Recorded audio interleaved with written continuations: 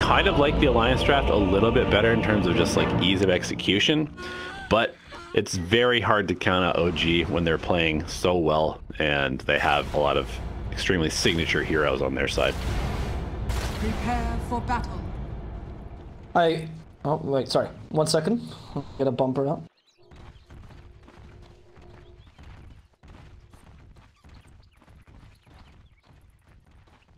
There you go. ESL has been nice enough to provide us for bumpers as we go from the draft in the game to add to the hype of these ESL qualifiers.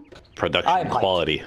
Exactly. Yes. And unfortunately, then we have me as a cameraman, and that ruins the whole thing. But hey, we'll deal with it. OG now going with 4 heroes down to the bottom lane. So they're starting to. They're going to fight this room for sure. The power of the Arc Warden. Saxa, Fissure, looking for Fata. Fata's not going to let himself be caught though, and that Fissure doesn't quite hit properly as it puts him on the other side of the wall. Not quite what you want, Saxa. Oh, Tidehunter's coming down too. They don't want to fight with just 4 heroes if you have a Spectre, but if you bring the Tide in... Oh no, it's still a tough fight though. You're up against an Arc Warden, which is pretty strong early. The Sparkwraith is very good at these early team fights on mobility. Yeah, we're seeing more and more of these like heavy rotations before the bounty runes because of how side favored they are. If you're able to control the opponent's like favorable bounty runes, then I mean it's a huge win for you. It looks like mid one might be able to steal this if he goes for the stun first. Oh nope, he did not go for the stun first. Outclicked, yeah. Mid one needs to go back to StarCraft. Play some more. Remember how he used to play Tetris to warm up for his matches? Oh yeah. That was a ridiculous speed Tetris as well. Like he would play, you could barely tell what was going on. I do understand the bash at deep level 1. I find that if you're gonna be in lane, then you want the bash at the deep. Is the bounty really worth the bad lane? I don't think so. No, definitely not. I mean, you don't want to compromise your entire laning stage just to get a bounty rune. Exactly. Yep. I find that that's something a lot of people in the lower rank should learn. Bounties are good, but they're not, that great. And they have guessed this correctly, by the way, Alliance. So OG, I think, tried to get the matchup. Sorry, OG guessed this correctly. They tried to get the matchup of Starter versus Spectre, and they did do so. No support as of now, but still a beneficial lane for mid one. Yep, running an aggro try with Sumail and the Troll, and they are going to put a lot of pressure on this Tidehunter. I actually really like this from OG because Tide needs to be tanky, and if you can shut him down early, where he can't just stand on the front lines in fights, it's very hard to play this hero. It's a tough lane for the Tide against the Troll in general. It's not like a good carry to be up against. It's one of the few carries the Tide does actually quite badly against because of his range. Yep. And you combine that with an Oracle. I don't know. It's gonna be a tough lane for 3-3 compared to the last game. We saw 3-3 kind of free roaming early. He's gonna have to play with this very intelligently. It definitely needs some early points in this Kraken shell. Anchor Smash extremely ineffective against the Troll. I don't think we'll see an Fissure mid lane. Oh, the mid lane. Yeah, Topson. Okay, he's still being sucked off by Limp though, and it's impossible to fight him like this. Sparkwraith though, set up, Saxa, looking for the kill. No strike on Sparkwraith, and Limp has enough healing to withstand it. Saxa's just chasing after him. It was like watching really bad for the Death Prophet. He's missing an entire wave of creeps here. And there's another Fissure as well, so this might even be a kill. If he can put that Fissure properly, this could... I don't know, it's a bit tough actually. There's no Spirit Siphon, but the damage Earthshaker can do is quite limited. Fissure, he's looking for it. Saxa just chasing after him. Get out of my lane! Get out of my life! Mid one's dying in the top lane, by the way. First blood as we continue to watch this chase. Oh no, that is not the Fissure we're looking for, Saxa. Unfortunate, you blocked yourself off. He did, but I mean, this is basically a kill. Limp is taking almost 2 full respawn times just to get back to the lane, and Topson is going to be a full level ahead and potentially more. I mean, you're totally right. I think in the... Even if you don't get the first blood, because that was an Alliance skill, and that was really good for the Spectre, to be honest, it's still a huge win to get DP to not have impact early. It's very similar to last game, right? They know Limp is a core in this team. They want to shut him down early. They want to make sure it's a bad lane. And they concentrate their draft around this.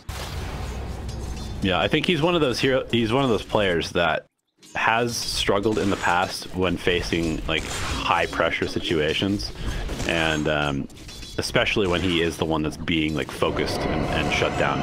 So we'll see how he recovers here, and they need him or 33 to really step up, and both players are getting heavily dominated in this early stage. Okay, so that's a very good point that you bring up, because Limp, I would say, is a really good mid laner, right? He's legit a really good laner, so it's rare for him to lose the lane 1v1, which is why if you put pressure on him, he's not as used to having to play from the recovery position, because he doesn't tend to lose that lane, which puts him at his advantage. It's a very nice piece about Limp's mentality here. Topson, alright. Limp is just trying to get back to the creeps here. There we go. He doesn't want to get hit by the Flux. That Flux is super annoying as DP. But it's no kill potential. I don't think you can get an easy kill here in this lane, unlike last time.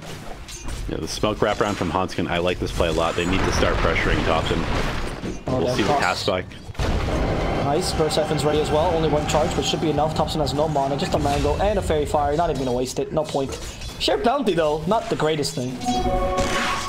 This is why Tiny will never be out of meta though. Just forced movement of the enemy team into bad situations.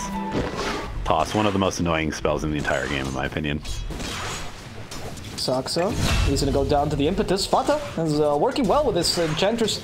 At early center also very nice, and they're going for another kill into mid one perhaps. You can see. No. I noticed as well how much they're guarding the Spectre. Look at all these sentries defensively put just to make sure they can't catch the rotations. Nico may be giving a lot of space. Alliance knows what they're doing this game. It seems like they're playing much more to their plan rather than OG's plan like last time. Yeah, at the same time, Sumail completely free farm in this bottom lane. Always scary to give him so much space. Has the treads queued up actually, which would indicate probably going into the Battle Fury. Yeah. I think the Battle Fury build is alright this game as long as you get him. Alright. Yeah. I would see the Maelstrom build this game too as well though, because of the burst damage it gives you against the DP. Oh, Topson. I love that Hanskin asks for the high five as he tosses Topson to oblivion. I'm not gonna kill him, but they do force 2 rotations, which is fantastic for them. And they're releasing pace on Limp, who actually has a free lane right now. But Limp is trying to help out his friend Hanskin. Unfortunately, Hanskin is as good as dead here. Yeah, good rotations from OG. I think that's actually worth it, even though you do bring both supports to the mid lane. The Slardar should be okay. You know, he is an offlaner after all, so kind of used to being pressured. Exactly, you're meant to take damage. You have to be a bit of a masochist if you're an offlaner. So. 33. Oh, unfortunately, this masochist cannot take as much damage. Talk about offlaners, 33. Just kind of weak against a Troll Oracle. It's a very strong combination against him. Yeah, Sumail is off to a super good start here. And going back to the Battle Fury, we'll see what he queues up here. Has the treads flying out to him, but that item is another one of those, like the Chrysalis, that was heavily buffed in the last patch. It makes it viable now, right? Because last patch it's just not pickable ever. It's been a good game for now for Alliance, but still 1k lead for OG. Saxa just punched the courier into the stratosphere, or totem the courier that's into the stratosphere. And Hanskin's still looking for a kill. Limp, however, does not have level 6. Topson does. Ooh, ganking Arc Warden level 6 is a bit tough, but they're gonna make it look easy. Ah, there we go. The fidget to stop his initiation. Topson's holding his own. And he does manage to get a first kill. He does go down, however, to Fata's damage, but they do get a double kill in the process. Fata is the MVP of this engagement. There's a tip. Getting the kill off Topson would have been impossible without him. And Sumail actually rotates into the mid lane. Interesting that they're going to bring him up here. I guess they want to maybe switch up, give Topson a little bit more space to make sure that this Arc Warden also gets off to a relatively good start, since he's having pretty heavy pressure from the Tiny in the mid lane. Up top, they also go for mid 1. This time they have a way to cancel his TP. Again, fool me once, right? But then Hanskin knew the second time the TP was going to come out immediately. He was ready to go in as well. So that last engagement was a bit odd because, you know, going into an Arc Warden as he just hit his 6 it's very difficult to accomplish successfully, especially under a tower. Yeah, that was a little overly aggressive without the DP ult. DPs usually don't pick it up until several levels after 6. Yep, they don't have it right now as they're fighting Sumail, but they can still maybe get a kill. There's the second haunt. Yeah, Sumail is forced to use the ultimate, but Nico Baby doesn't haunt right to him. Sumail is busy with the illusion, getting killed by Limp. There we go. That was a good rotation there by Alliance, getting a quick kill onto the enemy carry, and even giving a bit of gold to Nickel Baby. Yeah, Sumail farming a little bit too aggressively. Just sitting at this medium camp after having rotated to the mid lane and giving quite a bit of space over to this Tidehunter who desperately needs a little bit of me time for his own recovery.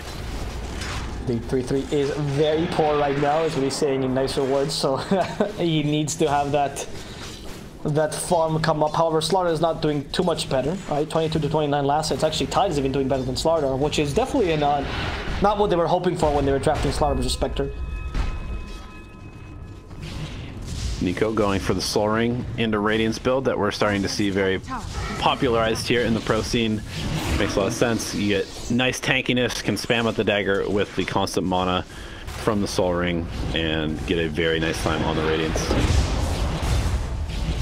Yep, and the timing on the Radiance is very dependent on how much your team will is willing to play that space game for you, like we saw last game. Alliance is used to this. Nickel Baby is a very, very hard carry for them. I think the game is going all right for them. It hasn't been a fast game yet, and they have stopped the troll with that kill, which is very important. They haven't allowed the troll to take over in terms of farm, and he does seem to be going for a Yasha for now. Could still be a Battle Fury later, but this makes the chances slim. Fada, what are you doing? Oh, Fada, what attempted a sneaky play. I don't... trying to get the outpost there. Fairly questionable. Yeah. That was very cheeky, Fada. Yeah, I don't know why you thought you could get away with that. I was about to give him some props. He's level 5. You know, he's been able to snipe a couple of these kills after cores die, and Enchantress can be a very dangerous hero if you get some farm on her, but feeds it right back. Well, it's the caster's curse, right? You don't even have to say it. Just the fact that you thought it already cursed Fada and forced him to do this. It's unfortunate, but it's really your fault ultimately. The point I'm trying to make. Apologies, Alliance fans. Yolsifter for Limp here as the first item. So we're going to see, not the best time for Yolsifter, but definitely not as cancelled as Salmo the Puck, right? He's going to have a much more relevant game here. Yeah, and I think once he hits like this level 9, level 10, we'll start to see a little bit more collapsing towards this mid lane. 33 has the Ravage online, and I would expect a rotation coming out in the next couple of minutes as they try to take this mid tower and break into the OG side of the map. Yeah, it's the DP with the Yule Scepter as well stops a lot of the troll trying to run away. That Yule's is really good against that ultimate as well. And you are in a point, as you mentioned, that OG's not the... I mean, even if they do have a fast tempo Arc Warden, they will still need some time to really come online. So DP could be a punch to the face here. We'll see. For now, the game has kind of slowed down. Both teams are happy farming their respective big items. We haven't seen anything too big yet. Alliance is going for a potential kill on mid 1 though. Ooh, mid 1. Taking the right route and immediately sprints away. Max level sprint on mid 1. Yep. This is what I've been seeing from a lot of the offlane Slardars. They max out sprint just because it gives them so much mobility to move from one side of the map to the other. Also escape situations like that. Yeah, I mean, it does give you... it does reduce your dependence on Blink Dagger, right, I guess, as well? Yep, definitely. And actually, that's another interesting point, is I feel like a lot of pros are kind of going away from Blink Dagger as much as possible now, just because it's like 2,000 gold of no stats, right? It gives you the ability to initiate, but if you can get around that, you have a full other item that can make you more dangerous. Okay, there's a team fight kind of brewing. I don't know, 3-3 just standing in the middle of this, like, guys, can we fight here? I think we can. Hans can also join. Fanta, body blocking the Slaughter. They force the ultimate there onto mid 1. And that false minus will make sure that mid 1 will survive this engagement. Maybe not, actually. There's a lot of damage being piled onto him. Yes, there we go. No way to cancel that TP unless they used a perhaps Ravage, but it's not really worth it. So lose a tower for nothing. That was a peculiar engagement. Not really worth it, I guess, but at the same time, you just let them take your mid tower without really putting up much of a fight. At the same time, Nico was able to push in the top tier 1, and so he has lots of space up here, getting very close to his relic. Nice rotation by OG, though. I really like that play. They recognize that top lane was dead, so they go ahead and take the mid tower, and that gives them the ability to break into the Alliance side of the map and take over their jungles as well.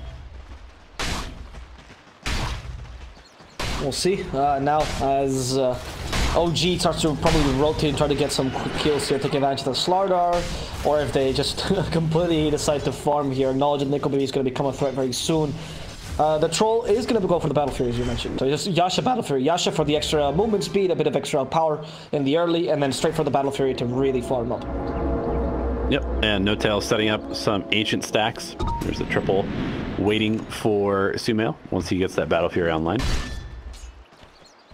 Seeing Topson and Fada kind of met here in the mid game. Well, Fada has not met Topson, but Topson knows Fada is there. There we go, Fada. Fada's important to know your neighbors. Topson surprising him there. And taking a quick kill. I mean, similar to last game, just bring down Fada. Easy kill every time. Yep, Enchantress definitely pretty weak at level 6. Doesn't have the untouchable actually, so. Did not go for the untouchable, really? No, just food. She is literally just. I mean, I guess it doesn't really make sense to go for untouchable if you're gonna die anyway, right? Like you're vulnerable to the magic damage anyway. I can sort of see that. The creep attack damage is so insane when you max out enchant. It's true, but I feel. Yeah, no, you're right. It's a 70 extra damage is a lot. It's only one creep though.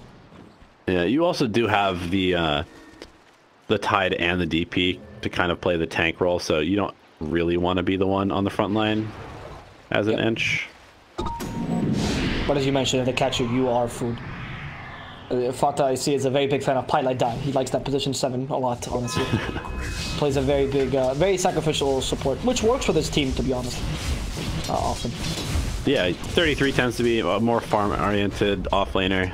Handskin also farms quite a bit on the 4, and then of course you have Nico Baby, who's really turned into one of the premier carries in the DPC. Look out for that guy. Ever since his time in Mineski was the one where he's really started to get him big.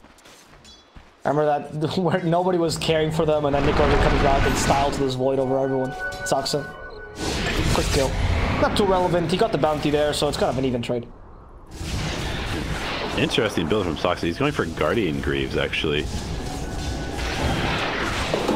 on this Earthshaker. I guess OG really valuing this item. We saw it prioritized last game on mid 1, and obviously very, very good at team fighting, kind of being a counter initiation item to some extent. Yeah, but like, that's been 4 this time, right? You got 3, so it's going to take a lot longer to after this. It is. I kind of do like this idea, again, of kind of straying away from the Blink Dagger, though, because especially you're playing against an Alliance team that has a Spectre who's going to cancel your Blink, and you're against a Spectre and a DP who want to just kind of run at you. So why do you need to gap close if they're going to gap close for you? That is true. That is true. Don't need multiple people in the same role, right? So rather feel a different role. I agree with that point. What else do you build then? You go like full utility Earthshaker then? Like something like a pipe or not axe, right? Yoles perhaps, Force Staff? Yeah, I mean, Force Staff, it's never a bad game to build a Force Staff, ever. That's true. Yep. Best item in the game, hands down. We do see a Tiny, one of the few still premier Blink buyers cut out here. He's very in need of a Blink. That turns him from an okay support to a fantastic support. As in the bottom lane, they also find 3-3. Topson's only the clone though that's going to win, so we're probably not going to get this kill. There's a mech on the Tide Hunter, so he is also going for this utility build. He's going to build it much faster. Yep, Arc Warden showing off the power of this quad Wraithband Maelstrom build. It's a very stark build. I actually tested this earlier today. It is absolutely ridiculous how fast you are with an Arc Warden. Like you think that your farm will be, you know, worse because you don't have minus and or travels, but it's not. You just fight and you farm heroes. It is super effective, and you attack so quickly with the 35 attack speed talent is absurd. Yeah, farm acceleration and just huge amounts of damage in team fights. Yep. And hunt people down with a clone alone, like without the need of Orchid or Shadowblade or whatever. No shenanigans. It's just you against another man or creature or woman or whatever, and the rig. And his dog is a very diverse game. And Topson's going for me on the straight up as well. Inclusive of all races. Yep, literally as well. Mid 1 here, caught out, toss, and that's mid 1 done. So that's a good catch by Alliance, actually. Very good, because mid 1's trying to build up the Aghanim Subtrans Larder. My favorite items in this game. trying to make some puddles all over the map. Big timing here. We have the Battle Fury and the Radiance both coming out for the Troll and the Spectre respectively. And so the acceleration for both players will continue. I would expect Alliance to maybe look to capitalize on this timing and try and take some sort of fight, put some pressure on OG. Because right now, OG is really just owning the map. They are. It's very similar to last game where they're dictating the tempo of the game, right? Yep. It's not Alliance proposing anything. However, this game is a bit better, or it's okay for them to do this as they have a Spectre, so late should be theirs. No? I'm a little bit worried about this Death Prophet being so low in terms of net worth when you have the Arc Warden Troll as a duo quirk, because both of those heroes are happy to go late game, and I would say they definitely outscale a single Spectre. Yeah, that's a good point. You also have the Slaughter, which is also kind of a core somewhat, so it does deal that extra damage. He's definitely nothing to be scoffed at. We'll see. I'm limp with the Ags. You know, that Ags really does give you an extra life, essentially, as a Death Prophet. Yeah. 20 minutes, though, still mid-tower alive with a Death Prophet on your team. I'd love to see Alliance finish this off, but OG, will they choose to fight it? We haven't seen Exorcism since game, have we? No. Nope. So, it's been, Alliance has really been biding the time. No Ravages, no Exorcism. Quite the opposite. If you watch like Virtus Pro, it's like, oh, we found the support. Kill, Ravage, Exorcism, everything. And you watch Alliance, they're really measuring their timings here.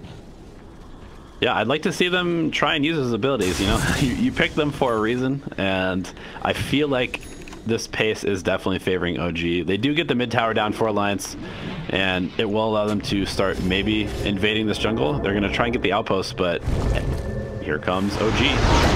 There's the amplified damage. They use the Exorcism this time. They have a Ravage as well ready. Limp, though, going out really quickly just to the Arc Warden. They have to help him. The Ravage is too late.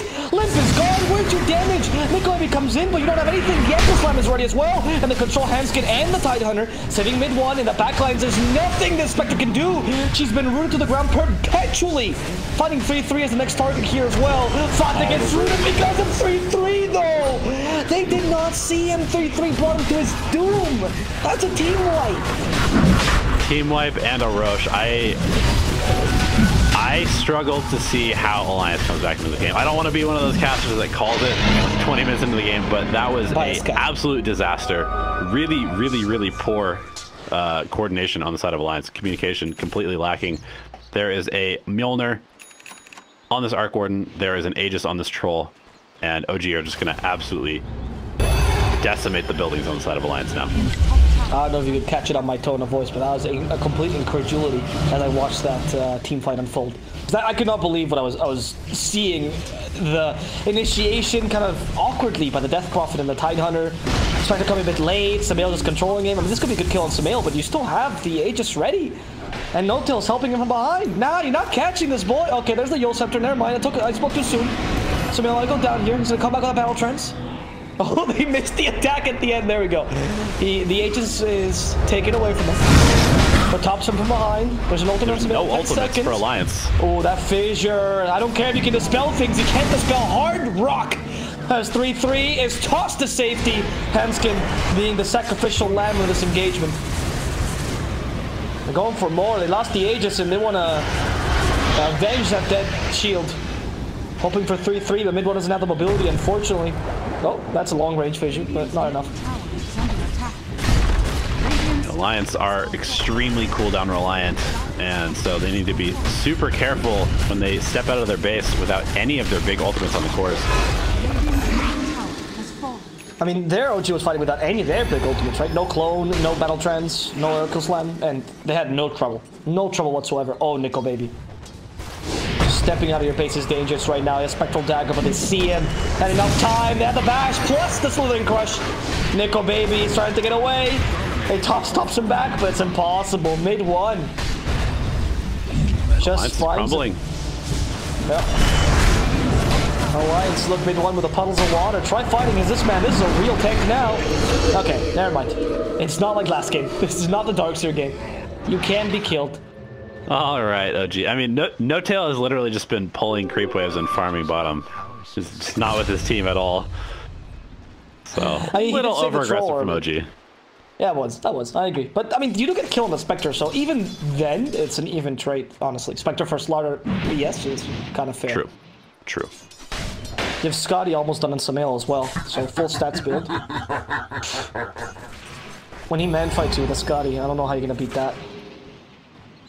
Yeah. The OG timing and just coordination of their team, aside from the occasional overstep, has looked really, really good so far in the series. And Alliance, I gotta say, they look like they're not quite on the same page. 33 was super late on that Ravage in the top. And, you know, this is actually the second time that we've seen OG kind of baiting the outpost. Like Fata, he fed for the outpost, didn't get it. Kind of baited his team into a bad fight. And then there, Limp baited his team into a bad fight, trying to get this outpost. So OG really playing around this new objective quite well. I mean, that play by... Okay, Fata was just a sneaky play where he's trying to get away with it. He didn't. Fine, you know. But the second play was just awkward. It was just weird that they did that, because even if you're fine there for the outpost, wouldn't you rotate your 5 heroes there as opposed to just 2 and then start 1 by 1? Yeah. It wasn't the Alliance I'm used to seeing. They usually have very calculated plays when it comes to these things. I don't see these kind of risks very often. Hanskin, another outpost play. I'm not really sure if he was trying to go for the outpost. I think he was. They have a blink on mid 1 now, so they are going to still rely on blink. Oh, but they missed poor on coordination. The Yule Scepter with Avalanche. And they're going to find him now. They're definitely not on the same page here. Nope. I think they're stressing out, actually, after the first game. You can see that their mental state's a bit... You know, they're not playing to what we're used to from Alliance. Bottom... Nah, probably not.